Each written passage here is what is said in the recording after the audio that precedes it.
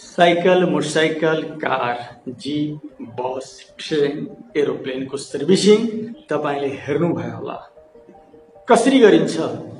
त्यस्तै शरीरको सर्भिसिङ के तपाईको शरीरको सर्भिसिङ भएको छ?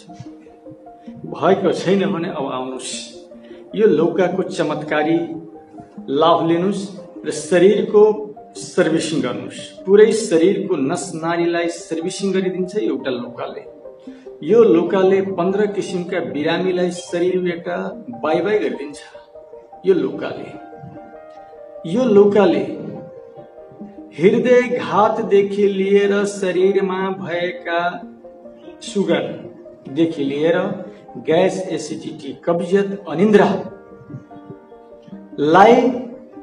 हटाइदिन्छ यो एउटा लौकाले।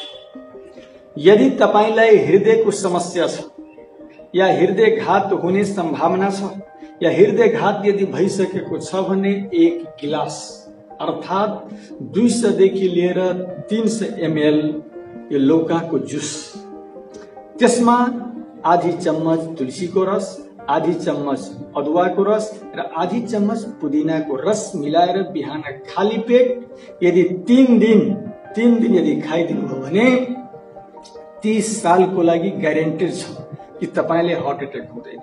यदि 3 महिना यदि खाइदिनु भयो भने, लगातार 3 महिना यदि खाइदिनु भयो भने शरीरलाई पुरै सर्भिसिङ गरिदिन्छ र भविष्यमा जबसम्म यो शरीर धरतीमा रहन्छ तबसम्म हार्ट अट्याक हुँदैन। त्यस्तो शक्तिशाली यो लौका हो। लौकाले हृदयघातदेखि लिएर हृदयसँग कनेक्सन भएका जति पनि नस नारीहरू छन् सबैको ब्लकेजलाई यसले खोलिदिन्छ। रगतलाई, ब्लडलाई प्युरिफाई गरिदिन्छ, मोटापालाई कम गरिदिन्छ, अनिद्रालाई हटाइदिन्छ, टाउकोको दर्द, माइग्रेन पेनलाई यसले हटाइदिन्छ। यसले एसिडिटी, कब्जियत, ग्यास, पाइलीलाई समाप्त गरिदिन्छ। त्यत्रो चमत्कारी हो यो लौका।